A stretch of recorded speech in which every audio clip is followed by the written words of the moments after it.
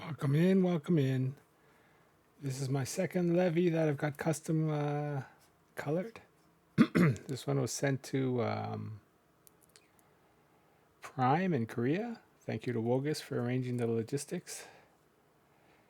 Yeah, it's been anodized. It used to be brown. It's been anodized to match the Windbreaker pink in the mods. Turned out really nice.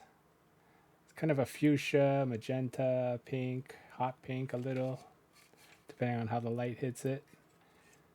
It's meant to match these mods. Pretty nice. So I took my Tomb keyboard MX Browns that are broken in, 1 million actuations, 205. I think it's TX 55 gram medium TX with deskey films. Beautiful. Here comes the sound test.